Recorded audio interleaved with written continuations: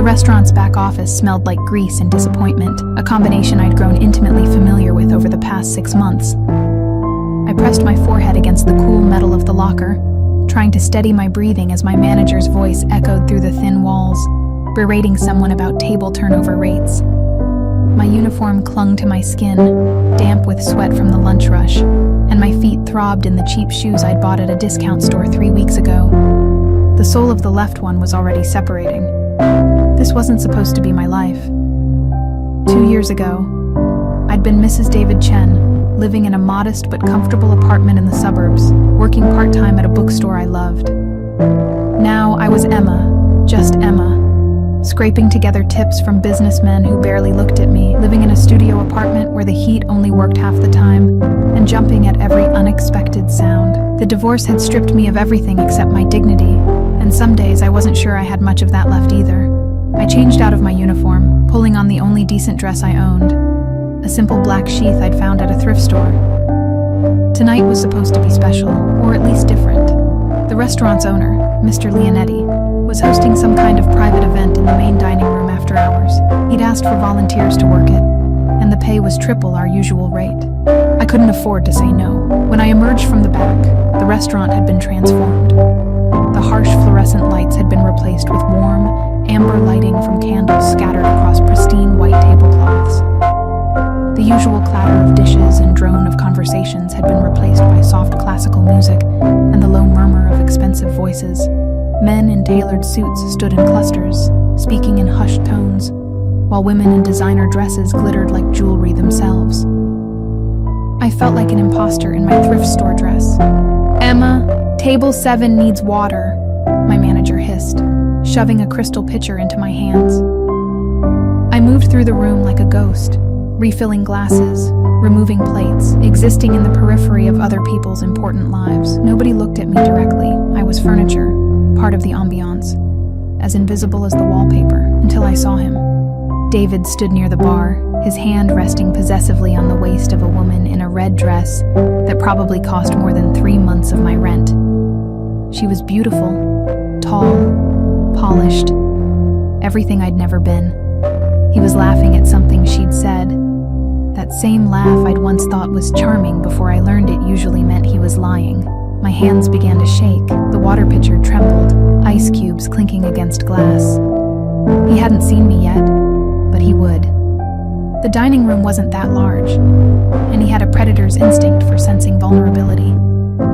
I could already imagine his expression, that mixture of smug satisfaction and false concern that he'd perfected during our marriage. He'd ask how I was doing in that condescending tone, introduce me to his new girlfriend as his ex-wife, make sure everyone knew how far I'd fallen while he'd moved on to better things. I couldn't breathe. The pitcher slipped in my sweating palms. I needed to disappear, to vanish, to be anywhere but here. My eyes darted around the room desperately, looking for an exit, an alcove, anywhere to hide before his gaze swept across the room and locked onto mine. Panic surged through my chest like ice water. He smiled, that terrible knowing smile, and began moving in my direction, excusing himself from the woman in red. I had maybe 30 seconds before he reached me, before he could humiliate me in front of all these people, before he could remind me of everything I'd lost. I turned blindly, not caring where I was going, just needing to move. My hip collided with the edge of a chair. The water pitcher lurched dangerously. I stumbled, my cheap shoes catching on the thick carpet, and suddenly I was falling, until I wasn't. My body landed on something solid but yielding. My palms pressed against expensive fabric, wool so fine it felt like silk beneath my fingers. A scent enveloped me instantly. Bergamot and cedar, underlaid with something darker, more dangerous. Tobacco, maybe, or gunpowder. I had fallen directly into someone's lap. "I'm so sorry," I gasped, trying to scramble up, but a hand settled on my waist, firm, possessive, keeping me in place. "Stay." The voice was low, barely above a whisper, but it carried absolute authority. Not a request, a command. I froze. Slowly, I turned my head to look at the man whose lap I was currently occupying. The first thing I noticed were his eyes. dark, almost black in the candlelight, studying me with an intensity that made my skin prickle. His face was all sharp angles and shadows. A strong jaw covered in precisely trimmed stubble, high cheekbones, a mouth that looked like it rarely smiled. He was younger than I'd expected, maybe late 30s, but there was something ancient in his gaze, something that had seen too much. He wore a charcoal suit that probably cost more than my car had, before the repo men took it. A diamond cufflink caught the light as he adjusted his hold on me, his hand spanning my waist like he owned it. Behind him stood two men in black suits, their faces impassive, but their bodies coiled with tension, hands hidden beneath their jackets in a way that made my stomach drop. This wasn't just any guest.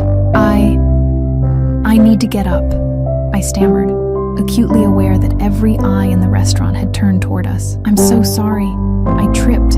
I didn't mean, who are you running from? His accent was slight but present. Italian, maybe, softened by years in America. No one. I'm not. Don't lie. His thumb traced a small circle on my waist, the gesture almost absent-minded but somehow intimate. You looked terrified. Who is he? Before I could answer, David's voice cut through the silence. Emma, what the hell are you doing? The man's eyes never left mine, but his expression shifted. Something predatory sliding behind his gaze like a shark moving beneath still water. Is that him? I couldn't speak, could barely breathe. David was standing 5 feet away now, his face flushed with anger and embarrassment. The woman in red had followed him, her expression a mixture of confusion and distaste. Emma, get up. You're making a scene. David's voice carried that edge I remembered too well, the one that used to make me flinch, make me apologize, make me small. The man's hand tightened fractionally on my waist. She's exactly where she needs to be. His voice remained quiet, but something in it made David take an involuntary step backward. And you are? I'm her husband, ex-husband. This is inappropriate. Emma, I said, get up. She didn't hear you. The man shifted slightly, and I realized he was positioning himself between me and David, even while I was still in his lap. Perhaps because she doesn't take orders from you anymore. The temperature in the room seemed to drop 10 degrees. David's date touched his arm nervously. David, maybe we should... Who the fuck do you think you are? David's bravado was crumbling, but he couldn't seem to stop himself. You can't just... She works here. She's staff. This is completely... I know exactly who I am. The man's voice remained conversational, almost pleasant, which somehow made it more terrifying. The question is, do you know who I am? One of the bodyguards shifted forward slightly, and I saw David's eyes widen. Whatever he saw in that subtle movement made the color drain from his face. Around us, the other guests had gone silent, some looking away deliberately, others watching with a horrified fascination of people witnessing a car crash. David opened his mouth, closed it, then tried again. I was just... You were just leaving. It wasn't a suggestion. David grabbed his date's hand and practically dragged her toward the exit. She stumbled in her heels, shooting confused glances over her shoulder as he pulled her away. The door closed behind them with a soft click that sounded like a gunshot in the silence. Only then did the man look away from the door, his attention returning to me with an intensity that made my breath catch. Up close, I could see a thin scar cutting through his left eyebrow, and another along his jawline, marks of violence barely concealed by expensive grooming. Now, he said softly, his hand still spanning my waist like we did this every day. Tell me your name. Emma. My voice came out barely above a whisper. Emma Morrison. Emma. He repeated it like he was tasting it, deciding if he liked the flavor. His eyes drifted to where my uniform was visible beneath my coat on a nearby chair, then back to my face. You work here. It wasn't a question, but I nodded anyway. Not anymore. He reached into his jacket. His bodyguards remained still, which told me more about who he was than anything else could have, and pulled out a phone. He typed something one-handed, still holding me in place with the other. Marco, he said to someone on the other end, not bothering with greetings. I need a position filled. Personal assistant. Immediate start. He paused. No, not that kind of position. Actual work. Another pause. Because I said so, he ended the call and returned his attention to me. I was trembling now, though I couldn't tell if it was from fear or something else entirely. "I don't understand," I whispered. "You needed protection. I provided it." He said it like it was simple, like he hadn't just upended my entire world in the span of 5 minutes. "Now you need a job that doesn't require you to be invisible. I'm providing that too. I don't even know who you are." Something that might have been amusement flickered across his face. "My name is Alessandro Marchesi." He watched me carefully, waiting for recognition. It came slowly, like ice water trickling down my spine. Alessandro Marchesi. I'd seen that name in newspapers, always carefully worded, always surrounded by allegations that never quite stuck. Organized crime, racketeering. One article had called him the ghost of the underworld, too smart to catch, too powerful to touch. I was sitting in a Mafia boss's lap. "I need to go," I breathed, trying again to stand. This time, he let me, but his hand slid from my waist to my wrist. A gentle manacle. "You're afraid of the wrong person, Emma Morrison." His thumb found my pulse point, pressing lightly against the frantic rhythm there. "Him, you should fear." "Me?" His eyes held mine, dark and fathomless. "I don't hurt what's mine. I'm not yours. Not yet." He smiled then, a real smile that transformed his face from dangerous to devastating. "But you sat in my lap.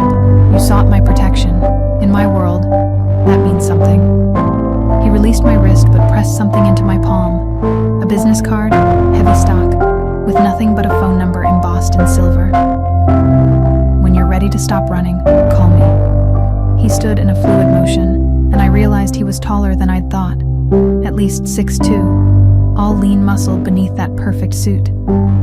His bodyguards moved with him like shadows, flanking him as he walked toward the exit. At the door, he paused and looked back. "Emma." Just my name, but it sent a shiver through me. "Don't make me wait too long." Then he was gone, and I was standing alone in a restaurant full of strangers, holding a card that felt like a bomb in my hand. My heart racing so fast, I thought it might break through my ribs. My manager appeared at my elbow, his face pale. "Emma, Mr. Leonetti wants to see you in his office." Now, I followed him on numb legs, expecting to be fired. Instead, Mr. Leonetti was practically vibrating with excitement behind his desk. "Do you know who that was?" he demanded. "Alessandro Marchesi just sat in my restaurant. He never goes anywhere publicly." "Emma, what did you say to him?" I fell into his lap. Mr. Leonetti laughed, a slightly hysterical sound. "Well, whatever you did, he just bought this entire restaurant, paid triple its value, cash, on the condition that you're released from your employment immediately with 6 months severance." He shook his head in disbelief. "He also sent a car for you. It's waiting outside." My knees felt weak. A car. A car. With a driver. "Emma, I don't know what just happened, but..." He pushed an envelope across the desk. "This is yours. 6 months' pay. And Emma, be careful. Men like that don't do favors without expecting something in return." I took the envelope with shaking hands and walked out of the restaurant in a daze. Sure enough, a black Mercedes with tinted windows idled at the curb. A driver in a crisp uniform opened the back door as I approached. "Miss Morrison, Mr. Marchesi instructed me to take you home safely." I should have refused. Should have walked away, taken the bus, maintained whatever shreds of normal life I had left. But David's face kept flashing through my mind. His shock, his fear, the way he'd retreated when Alessandro had claimed me with nothing but a hand on my waist and ice in his voice. For the first time in 2 years, someone had made me feel protected instead of prey. I slid into the Mercedes. The leather was butter soft, the interior immaculate. As we pulled away from the curb, I looked down at the card still clutched in my hand, the silver numbers gleaming in the streetlight. "When you're ready to stop running, call me." I wasn't ready. Not yet. But as the car glided through the city streets toward my shabby apartment, I didn't throw the card away either. I held it like a talisman, like a promise, like a threat. And somewhere in the darkness, I knew Alessandro Marchesi was waiting to see what I would do next. The car stopped outside my building. A 4-story walk-up with peeling paint and a door that didn't lock properly. The driver opened my door, his expression carefully neutral as he took in the neighborhood. "Mr. Marchese asked me to ensure you arrive safely inside, Miss Morrison." "That's not necessary." "With respect, ma'am, Mr. Marchese doesn't make suggestions." He walked me to my door, waited while I unlocked it, and only left after I was safely inside with the deadbolt thrown. Through my grimy window, I watched the Mercedes glide away like a shark returning to deeper waters. I was alone in my tiny apartment, but I didn't feel alone. I felt watched, protected, claimed.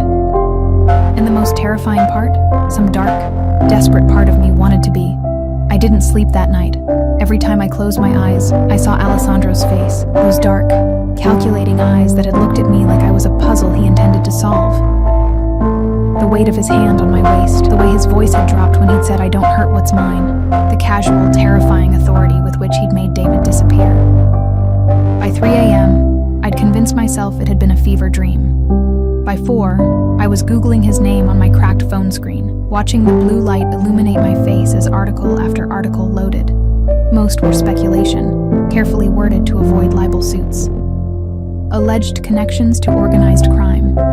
Suspected involvement in, sources claim. But between the lines, the truth was clear. Alessandro Marchese wasn't just dangerous, he was untouchable. The kind of man who moved through the world leaving no fingerprints, no evidence, nothing but whispers and fear in his wake. And I'd sat in his lap, the business card lay on my nightstand, innocent as a snake. I'd picked it up a dozen times, my thumb hovering over my phone's keypad, before setting it down again. What would I even say? Thank you for terrifying my ex-husband and buying an entire restaurant just to give me severance pay. Dawn crept through my window, gray and cold. I dragged myself to the shower, letting lukewarm water, the building's boiler was temperamental, cascade over my aching muscles. In the mirror, I looked haunted. Dark circles shadowed my eyes. My cheekbones seemed sharper than they had a month ago, carved by stress and skipped meals. The envelope from Mr. Leonetti sat on my kitchen counter. 6 months' salary and a single check. It was more money than I'd seen since the divorce. Enough to catch up on rent, buy groceries that weren't ramen, maybe even get my shoes resoled. But it felt like blood money, like I'd sold something I couldn't name for temporary security. My phone rang at 8 a.m., an unknown number. My heart stuttered. I let it go to voicemail, then immediately regretted it, then felt ridiculous for regretting it. It rang again at 8:30, again at 9. At 9:15, there was a knock at my door. I froze, coffee cup halfway to my lips. Nobody knocked on my door. The few friends I'd had before the divorce had drifted away, embarrassed by my circumstances or tired of my problems. My landlord just taped notices to the door when he wanted something. The knock came again, patient and persistent. I crept to the door and peered through the peephole. A woman stood in the hallway, mid-30s, striking rather than beautiful, with sharp cheekbones and dark hair pulled into a severe bun. She wore a charcoal pantsuit that screamed money and carried a leather portfolio under one arm. "Miss Morrison," she called through the door, her voice crisp and professional. "My name is Sofia Greco. I work for Mr. Marchese. He asked me to speak with you about the position he mentioned last night." Of course he had. Because Alessandro Marchese didn't make idle offers, didn't say things he didn't mean. When he'd said he was giving me a job, he'd meant it. I opened the door a crack, the chain's still engaged. I didn't call the number. I'm aware. Sophia's expression didn't change, but something in her eyes suggested amusement. "Mr. Marchese anticipated you might need encouragement. May I come in?" Every instinct screamed at me to say no, but Sophia's gaze had already swept past me, taking in my apartment in one assessing glance. The threadbare furniture, the water stain on the ceiling, the pile of bills on the counter I'd been trying to ignore. I slid the chain free and opened the door. Sophia entered like she owned the place, her heels clicking on the worn linoleum. She didn't comment on my living conditions, didn't wrinkle her nose or offer false sympathy. She simply opened her portfolio and extracted a sheaf of papers. "The position is personal assistant to Mr. Marchese. Your responsibilities would include managing his schedule, screening his calls, accompanying him to meetings, and handling various administrative tasks." She slid a paper across my counter.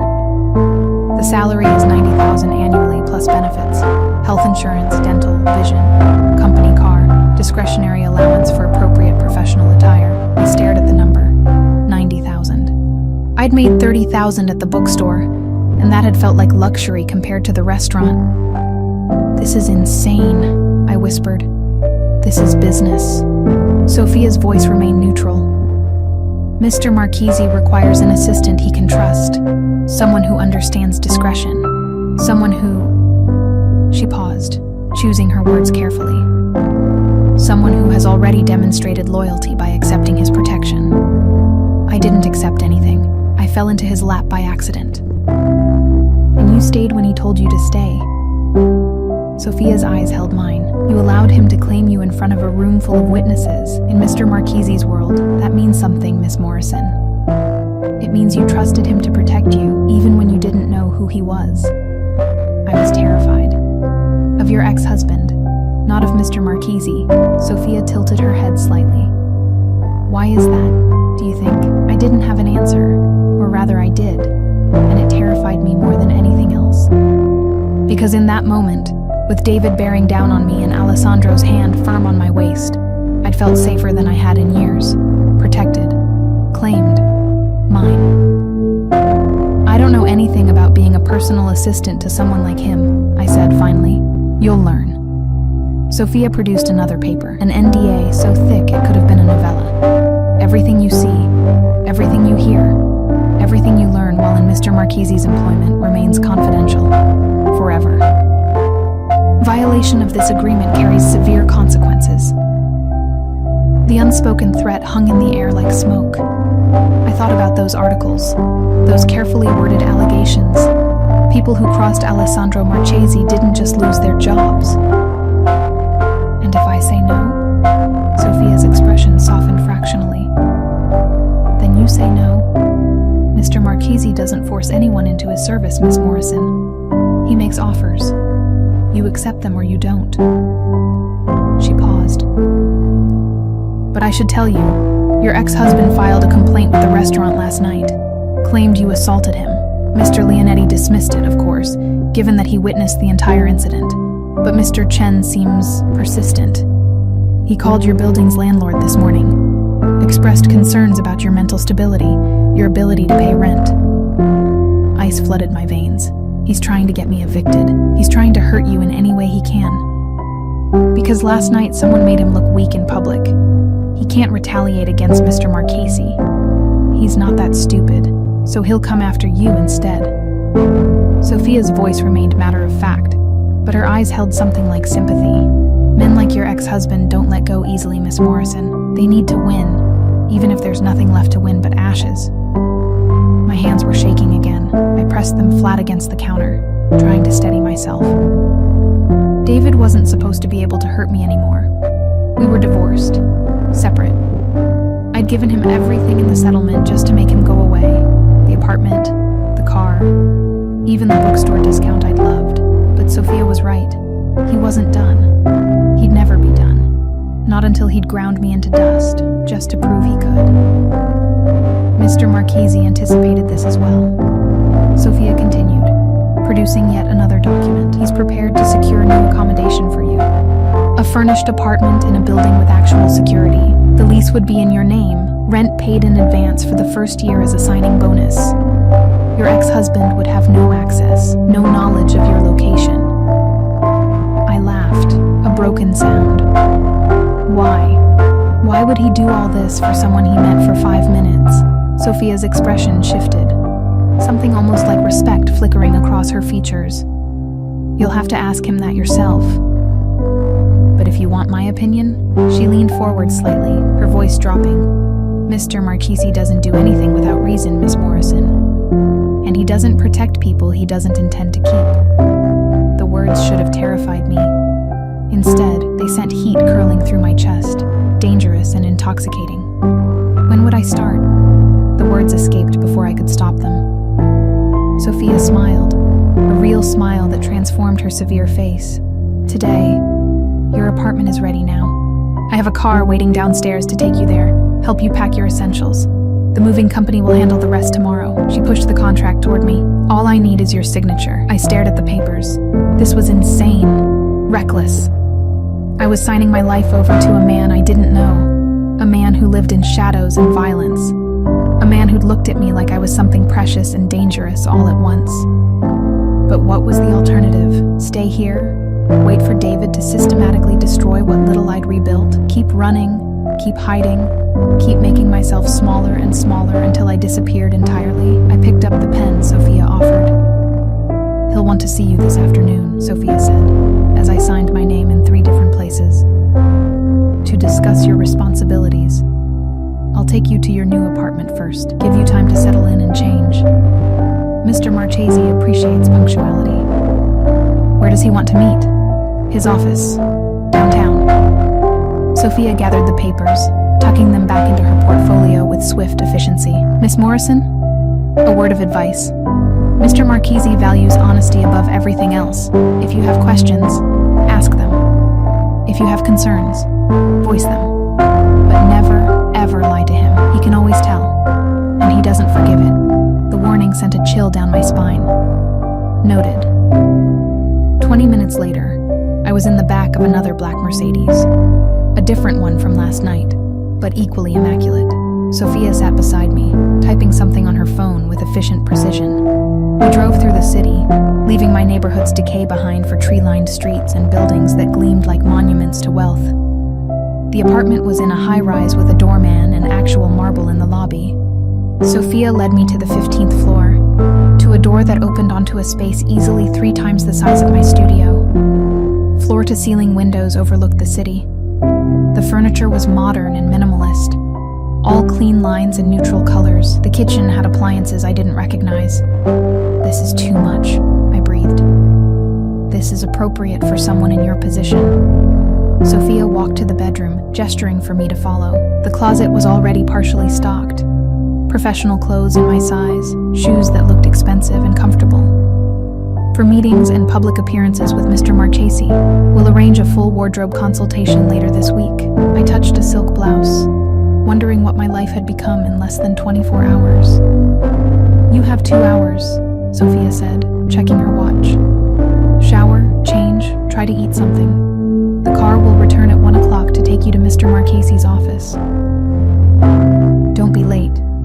Then she was gone, and I was alone in an apartment that smelled like money and fresh paint, staring at a life I didn't recognize as mine.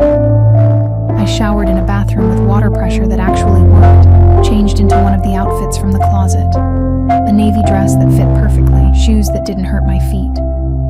When I looked in the mirror, I saw someone who could belong in Alessandro's world. Someone who looked like she had value. It was terrifying how good it felt. At 1 o'clock exactly, the car arrived. This time, Sophia wasn't in it. Just a driver who said nothing as we navigated downtown traffic. We pulled up to a building that looked like it housed law firms and investment banks, all glass and steel and power. The driver escorted me inside, past security guards who nodded respectfully, into an elevator that required a key card for the top floor. The doors opened onto a space that was more penthouse than office, more floor-to-ceiling windows, more expensive furniture. And standing with his back to me, looking out over the city like he owned it, was Alessandro Marchese. He turned as I entered, and the full force of his attention hit me like a physical thing. "Emma." He said my name like a caress, like a claim. "You came. Did I have a choice?" The words escaped before I could stop them. His lips curved into something too sharp to be a smile. "You always have a choice. You just chose me." He gestured to a chair across from his desk. "Sit. We need to talk about what happens next." I sat because my legs weren't entirely steady, and because something in Alessandro's tone made refusal feel impossible. He moved around his desk with predatory grace, not sitting in his own chair, but perching on the edge of the desk itself, closer to me, invading my space in a way that should have felt threatening, but instead felt deliberate, calculated. "You signed the contract," he said. It wasn't a question. Sophia was very persuasive. Sophia is efficient, but she didn't persuade you. His eyes tracked over my face, reading something I didn't know I was showing. "You signed because your ex-husband is already making moves, because you're tired of running. recognize that I can give you something you haven't had in a very long time. And what's that? Safety. The word hung between us, heavy with implication. Real safety, not the illusion of it. I forced myself to meet his gaze. Nothing about you feels safe. Good. He leaned forward slightly, and I caught that scent again. Bergamot and cedar, danger and dark promises. Safe men are predictable, Emma. Weak. They let people like your ex-husband hurt the women they're supposed to protect. I'm not a safe man, but I am a man who keeps what's mine protected. Always. I'm not yours. You keep saying that. His voice dropped lower, intimate. Why do you think I keep disagreeing? Heat flooded my cheeks. I looked away, focusing on the city sprawling below us. From this height, everything looked small, manageable. You don't know anything about me. I know you're stronger than you think you are. I know you left a marriage that was destroying you, even though it cost you everything. I know you worked a job where people treated you like furniture, where you made yourself invisible just to survive. He paused, and when I looked back, his expression had shifted.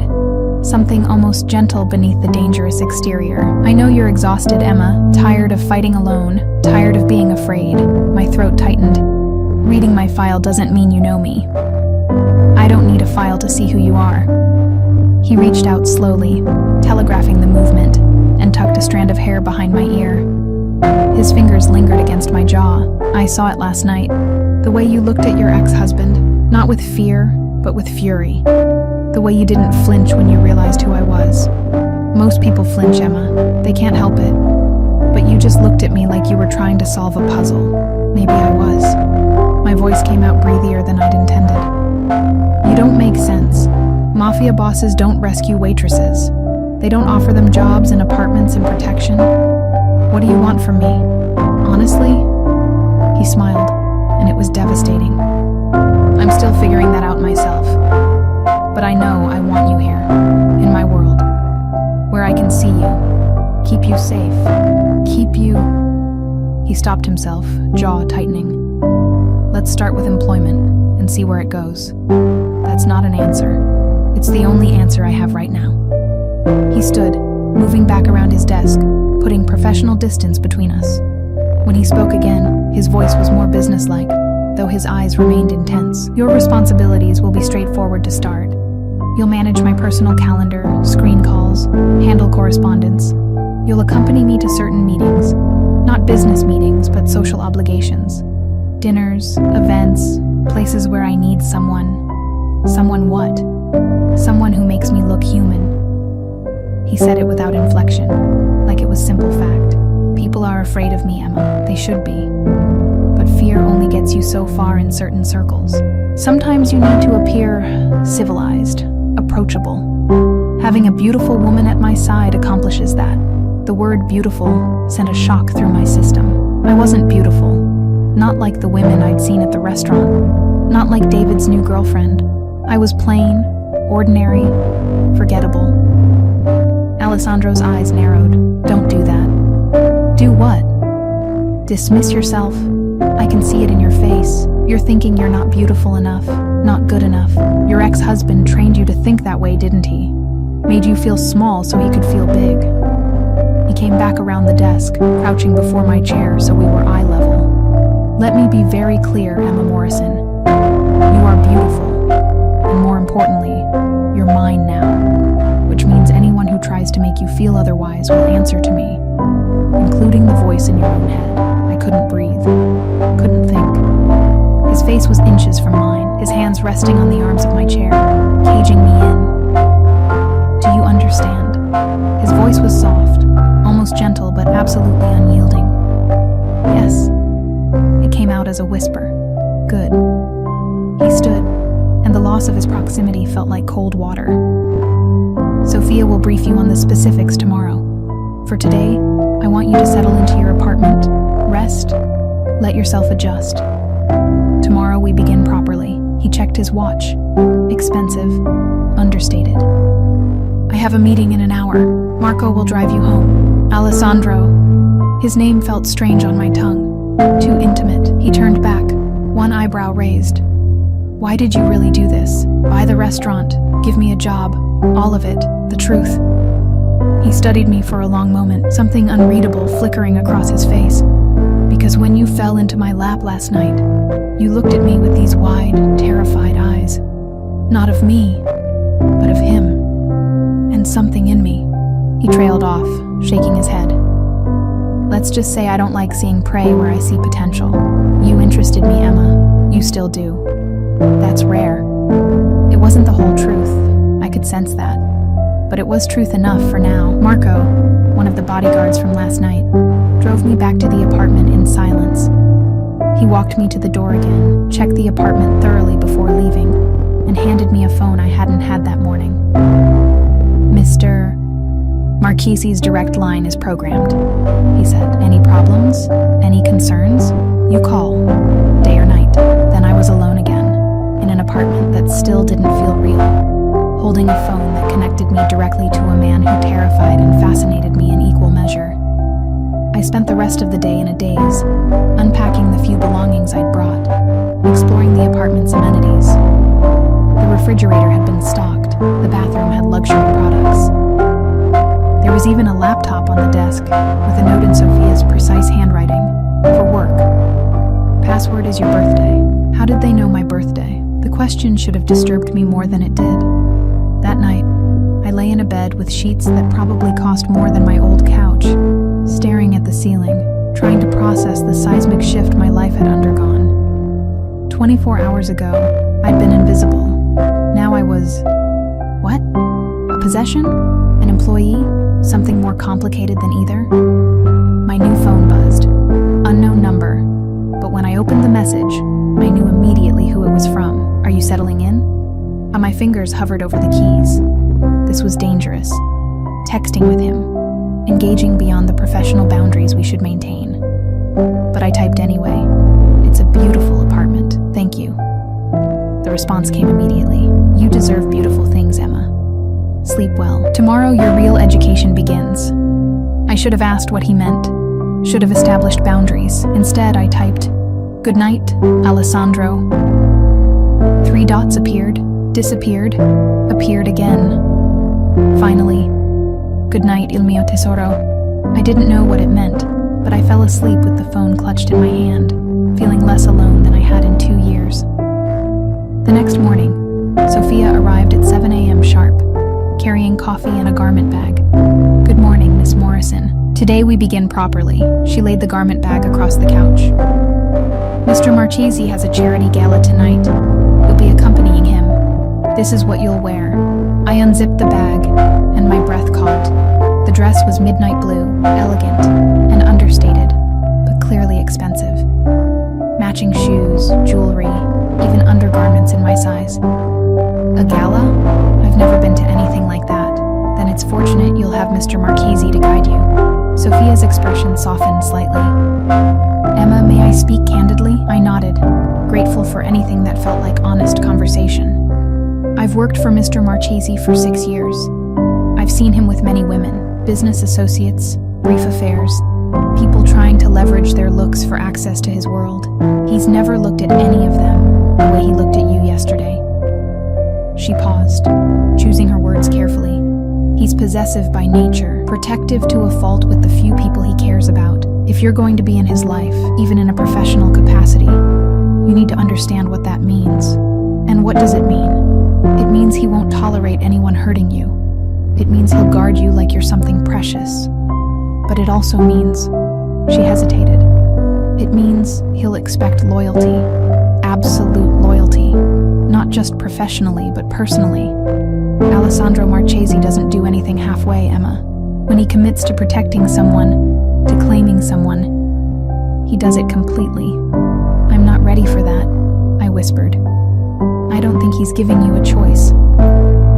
Sophia's smile was sympathetic. "But for what it's worth, I've never seen him this invested in someone's well-being. Whatever his reasons, his protection is real. And in our world, that's worth more than gold." She spent the next 3 hours briefing me, not just on calendar management and correspondence, but on Alessandro's world, the legitimate businesses that fronted for less legitimate operations, the families he allied with and those he opposed, the delicate balance of power that kept the city's underworld from devolving into war.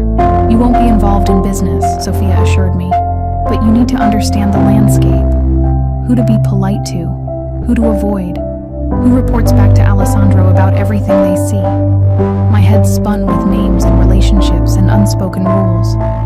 At 6 p.m., Sophia returned to help me prepare for the gala. She did my makeup, subtle but polished, and arranged my hair in an elegant updo. When I looked in the mirror, I barely recognized myself. The woman staring back looked sophisticated, confident, like she belonged in Alessandro's world. He's on his way up, Sophia said, checking her phone. Remember, stay close to him, follow his lead, and don't let anyone intimidate you. You're under his protection. That makes you untouchable. A knock at the door made my heart race. Sophia smiled, squeezed my hand once, and left through the kitchen exit, leaving me to answer alone. Alessandro stood in my doorway wearing a tuxedo that should have been illegal. His hair was slicked back, emphasizing those sharp cheekbones and dangerous eyes. He looked at me, really looked, his gaze traveling from my face down the dress and back up, and something heated flickered in his expression. Bellissima, he murmured. Perfect. You clean up pretty well yourself, I managed, trying to keep my voice light. He stepped inside, closing the door behind him, and suddenly the apartment felt smaller. He reached into his jacket and pulled out a velvet box, opening it to reveal a necklace. Diamonds and sapphires that probably cost more than my old car. Turn around, he commanded softly. I obeyed, pulse racing as his fingers brushed my neck, fastening the necklace. His breath was warm against my skin. This stays with you, he said quietly. Not alone. A gift. Because you're accompanying me tonight as more than just an employee, Emma. You're there as mine. And I take care of what's mine. I turned back to face him, acutely aware of how close we were standing. What exactly am I to you, Alessandro? His hand came up, cupping my jaw with surprising gentleness. Still figuring that out, remember? His thumb traced my lower lip, sending electricity through my nervous system. But I know one thing. I'm not letting you go. The gala was held at the Grand Metropolitan Hotel, a palace of marble and crystal that made me feel like I'd stepped into a different world entirely. Alessandro's hand rested possessively at the small of my back as we entered, and I felt every eye in the room turn toward us. Whispers rippled through the crowd like wind through wheat. Ignore them, Alessandro murmured, leaning close enough that his lips brushed my ear. They're just trying to figure out who you are and why I brought you. And who am I? I whispered back. His hand tightened fractionally on my waist. Mine. That's all they need to know. We moved through the crowd like royalty, Alessandro greeting people with polite nods and firm handshakes. Some looked at him with fear barely concealed behind polished smiles, others with respect that bordered on reverence. All of them looked at me with curiosity, some suspicious, some envious, all of them calculating what my presence meant. Alessandro Marchesi, a man in his 60s, approached, silver-haired and distinguished, with a woman half his age on his arm. I didn't expect to see you at this sort of event. Senator? Alessandro's voice was cordial but cool. I occasionally remember I'm supposed to appear civilized. The senator laughed, but his eyes were sharp. And who is this lovely creature? Emma Morrison, my personal assistant. Alessandro's hand never left my back. Emma, this is Senator Richard Hartford. He chairs the Appropriations Committee. I extended my hand, remembering Sophia's briefing. Hartford had mob connections he thought were secret. Alessandro knew everything about them. Pleased to meet you, Senator. The pleasure is mine. Hartford held my hand a moment too long, his gaze assessing. Personal assistant. How modern. How necessary, Alessandro corrected, his voice dropping just enough to carry warning. I find Emma's presence invaluable. The senator released my hand, that false smile never wavering. Of course. Enjoy your evening.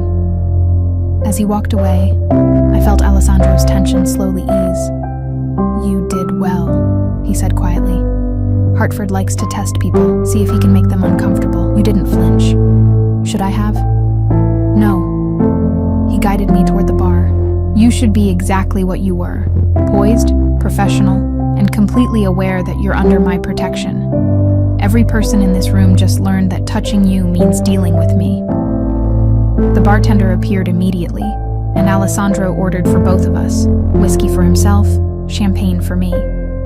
I took a grateful sip, trying to calm my racing heart. "How long do we have to stay?" I asked. Feeling overwhelmed? Feeling like I'm on display. His lips curved into something that might have been amusement. "You are. Get used to it. But we'll leave after dinner. I've made the necessary appearances." He paused, his expression shifting to something more serious. "There's someone here I need you to meet. Someone important." Before I could ask who, a woman glided toward us, stunning in a red gown that clung to her curves, dark hair cascading over bare shoulders.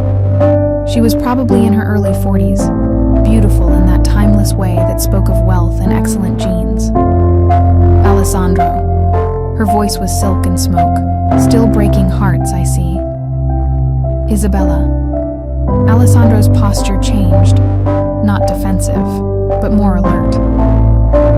"I didn't know you'd be here. Francesco sends his regards. He's in Milan, handling some business." Her eyes shifted to me, sharp and assessing. "And who is this? Another one of your short-term acquisitions?" I felt Alessandro tense beside me, but before he could respond, I extended my hand. "Emma Morrison. I work for Alessandro." Isabella's eyebrow arched. "Work for him? How delightfully euphemistic." She didn't take my hand.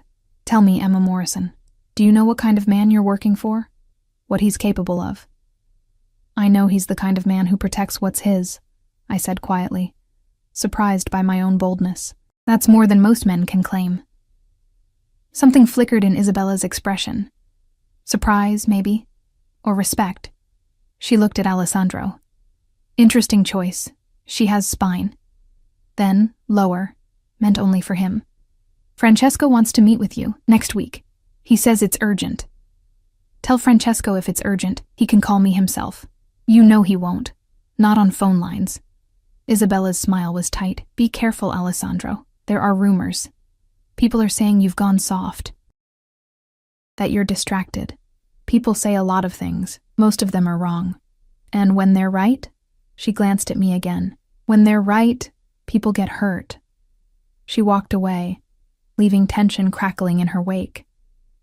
I turned to Alessandro, questions burning on my tongue, but his expression had gone cold, calculating. The man I'd seen that first night, all dangerous edges and shadow. "Who was that?" I asked. "Isabella Rossi.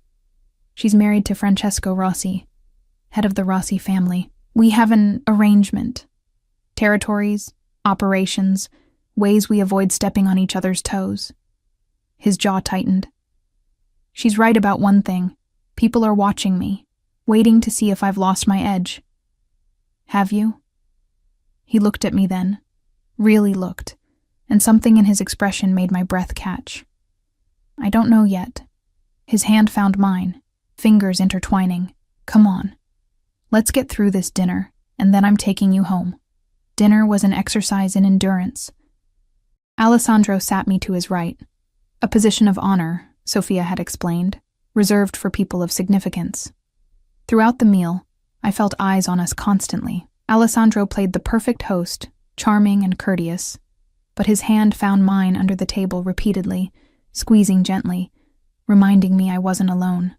It wasn't until dessert that everything fell apart. A commotion near the entrance made people turn. Raised voices, security guards converging, and then, pushing through them with drunken determination, was David. My blood turned to ice. "Emma?" His voice carried across the ballroom, slurred and angry. "Emma, I know you're here. You can't hide from me." Alessandro was on his feet instantly, his hand gripping my arm. "Stay here," he commanded, his voice deadly calm. "Alessandro, stay here."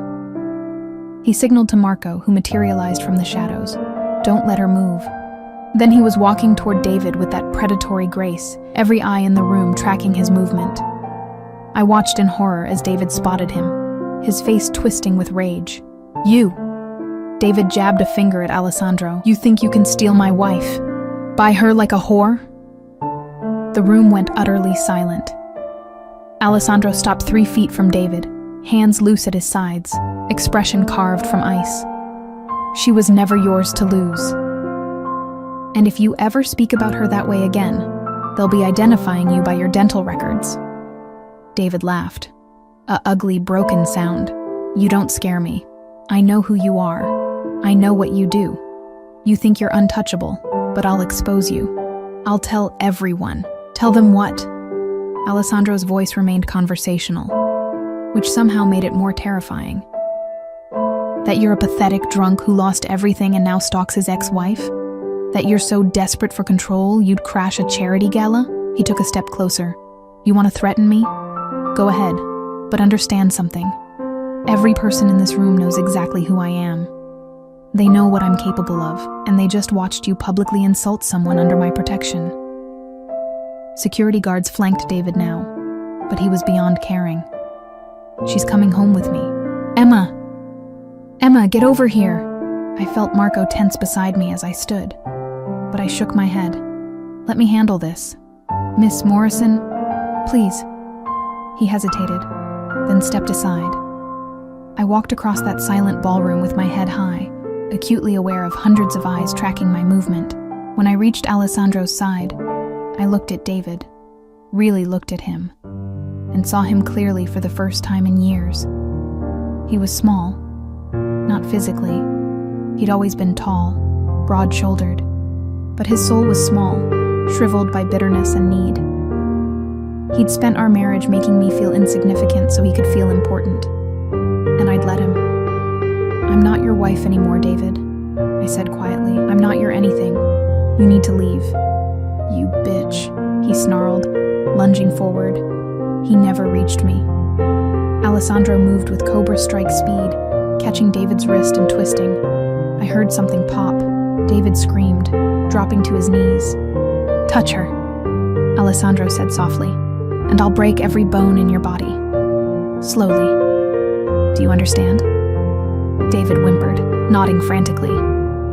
Alessandro released him with a look of disgust, and security guards immediately hauled David away, his protests fading as they dragged him toward the exit.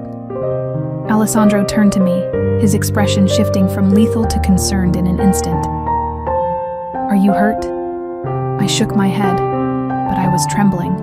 The adrenaline, the fear, the sheer surreality of what had just happened, it all crashed over me at once. "Get me out of here," I whispered. "Please." He didn't hesitate. His arm wrapped around my waist and he guided me toward a side exit, Marco and another guard clearing the path. Behind us, I heard the chatter resume. Hundreds of conversations speculating about what they'd just witnessed. The car was waiting. Alessandro bundled me inside, sliding in beside me, and the door closed on the world. As we pulled away from the hotel, I started shaking harder. "Emma." Alessandro's hands framed my face, forcing me to look at him. "Breathe, you're safe. He can't hurt you." He tried to, in front of everyone. The words wouldn't come properly, and everyone saw what happens when someone threatens what's mine. His thumb stroked my cheekbones. "He's done, Emma. I'll make sure of it. He'll never come near you again." "How?" I managed. "How can you promise that?" His expression went dark. "Because by tomorrow morning, David Chen will understand exactly what it means to cross me. He'll be so terrified of his own shadow that the thought of approaching you will make him physically ill." He pulled me against his chest, one hand cradling the back of my head. "I told you I protect what's mine." "Did you think I was speaking metaphorically?" I pressed my face against his shoulder, breathing in that scent of bergamot and danger. I should have been horrified, should have been questioning what kind of man could make promises like that and mean them. Instead, I felt safer than I'd ever felt in my life. "I'm sorry," I whispered. "I ruined your evening." "You didn't ruin anything. He did, and he'll pay for it." Alessandro's hand stroked my hair slowly, soothingly. right now, all that matters is you. Are you okay? Was I?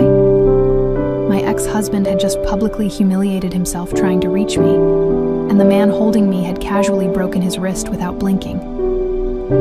I was wearing a dress worth thousands of dollars and a necklace worth more than my old car. I'd signed away my life to a Mafia boss who looked at me like I was something precious and spoke about violence like other people discuss the weather. I should have been terrified. I'm okay, I said finally, pulling back to look at him. I'm actually okay. His eyes searched mine, dark and intense.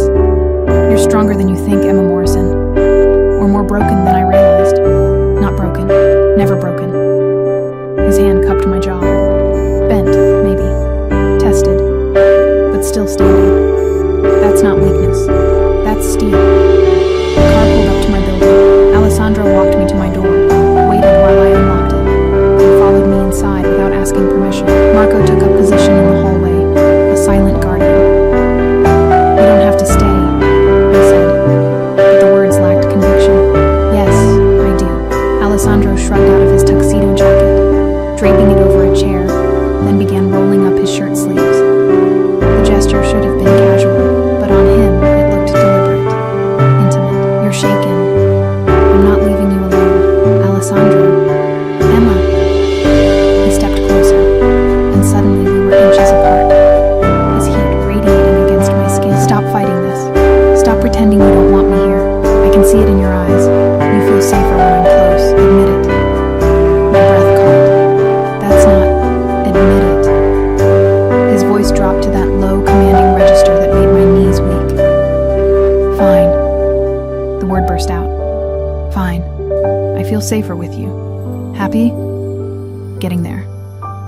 His smile was slow, dangerous. Now go change. Get comfortable. I'll make coffee. You know how to make coffee? I'm Italian. Of course I know how to make coffee. I retreated to the bedroom, my heart racing. When I emerged in yoga pants and an oversized sweater, Alessandro was standing in the kitchen, looking absurdly domestic as he operated the fancy espresso machine. He'd removed his tie and unbuttoned his collar, and the sight of him in my space, rumpled and relaxed, did dangerous things to my equilibrium. He handed me a cup, and we sat on the couch in silence, drinking coffee at midnight like this was normal. What happens now? I finally asked. With David? Now? Now he learns his lesson. Alessandro's expression remained neutral. He'll receive a visit tomorrow. Nothing violent. I'm not interested in making him a martyr. But he'll understand that pursuing you further would be catastrophic for his health, his career, and every aspect of his life he still values. That's terrifying, controlling, exactly what you need. He set down his cup. I know what I am, Emma. I know how I operate, and I know you should probably run from me as fast as possible, but you won't. Why won't I? He reached over, taking my cup and setting it aside, then pulled me toward him until I was curled against his side. Because you're tired of running, because I make you feel protected, and because whether you want to admit it or not, you're mine now. You have been since the moment you landed in my lap. I should have protested, should have maintained boundaries. Instead, I let myself sink into his warmth, let his arm wrap around me, let myself feel safe for the first time in years. Tell me this isn't crazy, I whispered. This is completely crazy. His lips brushed my hair, but sometimes crazy is exactly what we need. We sat like that for hours, not talking, just existing together. At some point, I fell asleep against his chest, lulled by the steady rhythm of his heartbeat. When I woke, dawn was creeping through the windows, and Alessandro was still there, watching me with those dark, unreadable eyes. I should go, he said quietly. But I'll be back tonight. We need to talk about what comes next. What does come next? He stood, pulling on his jacket, all sharp edges and controlled power again. At the door, he turned back. Next, Emma Morrison, you stop being my employee and start being something much more complicated. Then he was gone, and I was alone with the scent of bergamot and the terrifying realization that I didn't want to be alone anymore. 3 weeks passed in a blur of contradictions. By day, I was Alessandro's assistant, managing his calendar, screening calls, accompanying him to meetings where men in expensive suits discuss things in coded language I was learning to interpret. I was good at it, surprisingly. The work was demanding, but never boring, and Alessandro trusted me with more responsibility each day. By night, I was something else entirely. He came to my apartment every evening, always after dark, always with Marco stationed discreetly in the hallway. We'd have dinner, sometimes takeout, sometimes meals he'd had delivered from restaurants I couldn't afford, and we'd talk about everything. My childhood, his past, the books I loved, the city he'd built his empire in. He never touched me beyond casual gestures, never pushed for more than I was ready to give. But the tension between us grew with every passing day, thick and electric, a storm waiting to break. David had disappeared from my life completely. Whatever Alessandro had done, whatever message had been delivered, it had worked. My ex-husband had dropped his complaint with the landlord, stopped calling, vanished as thoroughly as if he'd never existed. I should have felt relieved. Instead, I felt owned, claimed. And the most disturbing part was how much I liked it. "You're distracted," Sophia observed one afternoon as we reviewed Alessandro's schedule for the following week. "Is everything all right?" "Fine." I tried to focus on the calendar, but my mind kept wandering, just adjusting. To the job or to him. When I looked up sharply, Sophia smiled. "Emma, I'm not blind. Neither is anyone else who works for Mr. Marchesi. The way he looks at you, the way he rearranges his entire schedule to have dinner with you every night. This isn't normal behavior for him. You're not just anything." Sophia closed her laptop, giving me her full attention. "Look, I care about you, and I respect you enough to be honest. Alessandro is falling for you, hard. Maybe he already has. And when a man like him falls, it's not gentle or casual. It's all-consuming, possessive, absolute." My heart hammered against my ribs. "He hasn't said anything, because he's waiting for you to catch up, to realize you feel the same way." Sophia's expression softened. "Do you feel the same way? Did I?" I thought about Alessandro's hands cradling my face after the gala incident, the way he'd held me while I slept, keeping watch over me like I was something precious, how his eyes tracked my every movement when we were in the same room, like he couldn't bear to look away, how safe I felt in his presence, despite, or maybe because of, the danger he represented. "I don't know," I whispered. "I don't know if what I'm feeling is real or just gratitude. Stockholm Syndrome. Something broken in me responding to someone strong. Or maybe," Sophia said gently, "it's just love. Complicated, messy, inconvenient love." Before I could respond, Alessandro's office door opened. He stood in the doorway, jacket off, sleeves rolled up, looking tired in a way I rarely saw. "Emma, can I see you?" Sophia gathered her things quickly, shooting me an encouraging look as she left. I walked into Alessandro's office, and he closed the door behind me, something he never did during work hours. "What's wrong?" I asked immediately. He moved to the windows, staring out at the city. "Francesco Rossi wants to meet tomorrow. He's heard about you, about us. He wants to see for himself if the rumors are true." Ice slid down my spine. "What rumors?" "That I've gone soft. That I'm distracted by a woman, that I'm vulnerable." He turned to face me, and his expression was raw, in a way I'd never seen. "They're not entirely wrong. Alessandro, let me finish." He crossed to me, taking my hands in his. "Francesco will try to use you against me. That's what men like him do. They find what you care about and they threaten it. I need to know if you're ready for that, if you're ready for what it means to be with someone like me, really with me, not just as an employee who I happen to care about." My mouth went dry. "What are you saying?" "I'm saying I'm done pretending this is just professional. I'm done keeping my distance and waiting for you to adjust. I'm done fighting what I've known since the moment you landed in my lap. That you're mine, Emma. Completely. And I'm yours." His hands tightened on mine. "I'm saying I love you, and I need to know if you can love me back. Knowing what I am, what I do, the life you'd be choosing." The world tilted. "You love me?" "Dio, yes. I've been in love with you since you looked at me with those terrified eyes and stayed anyway. Since you signed that contract, even though every instinct probably told you to run. Since you stood up to your ex-husband in front of hundreds of people and refused to let him make you small. He pulled me closer until we were breathing the same air. I love everything about you, Emma Morrison. Your strength, your vulnerability, the way you see through my bullshit, the way you're not afraid to call me out. I love you so much it terrifies me. Tears burned my eyes. I'm scared. I know. So am I. His thumb wiped away a tear that escaped. But I'm more scared of losing you, of watching you walk away because you think you don't belong in my world. You do belong, Emma. Right here. With me.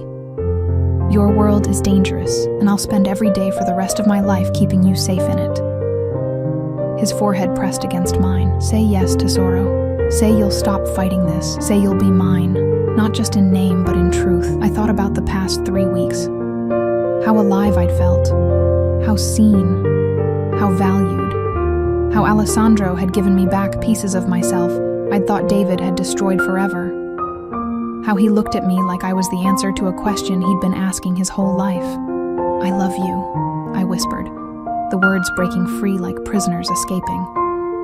I think I've loved you since you told me to stay, since you protected me without asking for anything in return. I love you and it terrifies me, and I have no idea how to do this, but he kissed me. Finally, after weeks of tension and restraint, his mouth claimed mine with a hunger that made my knees buckle. I grabbed his shoulders for support, and he wrapped his arms around me, lifting me slightly, kissing me like I was oxygen, and he'd been drowning. When we finally broke apart, both breathing hard, his eyes were almost black with intensity. You're mine now, he said roughly. Completely. Do you understand what that means? Tell me. It means I'll kill anyone who tries to hurt you. It means you'll never be invisible again, never be small, never be afraid. It means you're the most important thing in my world, and I'll burn it all down before I let anyone touch you. His hands framed my face. It means you're stuck with me, Emma, for as long as you'll have me, forever then. The word escaped before I could stop it, but I didn't take it back. His smile was devastating. Forever. The next evening, we drove to the Rossi estate together. I wore a dress Alessandro had chosen, deep emerald, that made me look powerful rather than pretty. The sapphire necklace glittered at my throat, but Alessandro had added something new, a ring on my right hand, emerald and diamonds, that marked me as his in ways anyone in his world would recognize. Stay close to me, he murmured as we walked to the door. Don't let Francesco intimidate you. He'll try. It's what he does. But remember, you're under my protection. Nothing will happen to you. Marco and 3 other guards flanked us. This wasn't a social visit. This was a show of force. Francesco Rossi met us in a study that reeked of old money and older power. He was in his 50s, handsome in a cruel way, with Isabella standing beside him like an ornament. Alessandro. Francesco's smile didn't reach his eyes. And this must be the famous Emma Morrison. Emma, Alessandro corrected coldly. Just Emma. And she's not famous. She's mine. How possessive. Francesco's eyes raked over me, assessing. She's lovely. I can see why you're distracted. I'm not distracted. I'm focused. There's a difference. Is there? Francesco moved closer, circling me like a predator. I felt Alessandro tense, ready to intervene. Tell me, Emma, what do you see in a man like Alessandro? The money? The power? Or are you simply drawn to danger?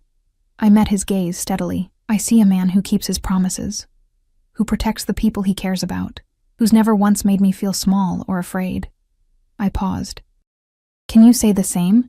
Isabella's expression shifted. Surprise, maybe approval. Francesco's eyes hardened. Careful, girl. You're in my house. And she's under my protection. Alessandro stepped between us, his voice dropping to that deadly calm register. Francesco, let's stop dancing around this. You wanted to see if the rumors were true, if I'm compromised. Here's your answer. I'm exactly as dangerous as I've always been, more so, now that I have something to protect. You want to test that? Go ahead. But understand that if you threaten her, even obliquely, there's nowhere you can hide that I won't find you. The room crackled with tension. Francesco's guards shifted nervously. Marco's hand moved inside his jacket. Then Francesco laughed. A genuine sound of surprise. Dio, you really do love her. He shook his head. I thought Isabella was exaggerating, but you're actually willing to go to war over this woman without hesitation. Then we have no problem. Francesco extended his hand. I came here to see if you'd gone soft. But a man willing to burn the world for what he loves? That's not soft, Alessandro. That's the most dangerous kind of man there is. Alessandro shook his hand, but I could feel his skepticism. This felt too easy. As we were leaving, Isabella caught my arm. A word of advice, she said quietly. Men like our husbands, they love with the same intensity they kill. It's all-consuming, beautiful and terrifying. Don't try to change him, Emma, and don't ever give him reason to doubt your loyalty. In our world, betrayal is the only unforgivable sin. I would never betray him. Then you'll be fine. Isabella smiled. Welcome to the family, such as it is. 6 months later, I stood in Alessandro's penthouse, our penthouse now, watching the sun set over the city. So much had changed. I'd left the apartment he'd given me and moved into his space, our lives intertwining completely. I'd learned the rhythms of his world, the unspoken rules, the careful balance between legitimate business and shadow operations. I'd also learned what it meant to be loved by Alessandro Marchesi. He was possessive to a fault, protective to the point of obsession.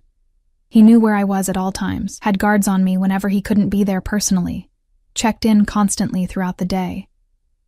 It should have felt suffocating. Instead, it felt like finally being seen, finally being valued, finally being someone's priority. Arms wrapped around me from behind, and I leaned back against Alessandro's chest, breathing in that familiar scent of bergamot and danger. What are you thinking about? He murmured against my neck. How crazy my life has become. Regrets? Not a single one. I turned in his arms, looking up at the man who'd become my entire world. I love you. I love you more. His hands cupped my face, tilting it up for a kiss that still made my toes curl. Emma Morrison, you're the best thing that ever fell into my lap. I laughed. Literally. Literally. His expression sobered. I need to tell you something. David made contact, tried to apologize, said he wanted to talk to you. My stomach clenched. What did you do? I reminded him why that was a terrible idea. He won't contact you again. Alessandro's eyes searched mine. But I want you to know. I'll always protect you from him, from anyone. You'll never have to be afraid again, I know. And I did, because Alessandro Marchesi kept his promises. Always. That night, we lay in bed, tangled together, and I thought about the woman I'd been 6 months ago. Invisible, exhausted, running from a man who'd broken her spirit. That woman felt like a stranger now. Alessandro had given me back my strength, my voice, my sense of self-worth. He'd shown me what it meant to be loved without conditions, protected without being diminished, claimed without being owned. Was it conventional? No. Was it dangerous? Absolutely. But it was ours. What are you thinking? Alessandro murmured in the darkness, his hand tracing lazy patterns on my spine. That I sat on the Mafia boss's lap to avoid my ex-husband, and he whispered he'd protect me. And he kept that promise. I'll always keep that promise. He pulled me closer. You're mine, Emma, and I protect what's mine. Forever. Forever, I echoed, pressing my lips to his chest, right over his heart. Outside, the city glittered with lights and possibilities. Somewhere in it, David Chen was living his small, bitter life, alone and afraid. Francesco Rossi was plotting his next move, testing boundaries, looking for weaknesses. Sophia was probably still working, managing Alessandro's empire with quiet efficiency. Marco stood guard outside our door, a silent sentinel. But in this moment, in this room, there was only Alessandro and me. Two broken people who'd found each other in the most unlikely way, who'd chosen danger over safety, passion over security, love over fear. I'd fallen into a Mafia boss's lap by accident, but I'd stayed on purpose, and that made all the difference. 3 months later, Alessandro placed a different ring on my finger, this one on my left hand, diamonds that caught the light like captured stars. We married in a small ceremony with only his most trusted people present. Sophia cried. Marco smiled. Even Francesco Rossi sent his regards. David Chen saw the announcement in the society pages. He was living in a different state now, working a job far beneath his qualifications, jumping at shadows. He never contacted me again. I'd been Emma Morrison, invisible, broken, running. Now I was Emma Marchesi, seen, protected, loved. And I'd never been happier. Alessandro proved every day that danger and devotion could coexist, that possessiveness could feel like safety, that being claimed by the right person felt less like imprisonment and more like coming home. He'd promised to protect me that first night. He'd done more than that. He'd given me back myself, and I loved him for it, fiercely, completely, forever.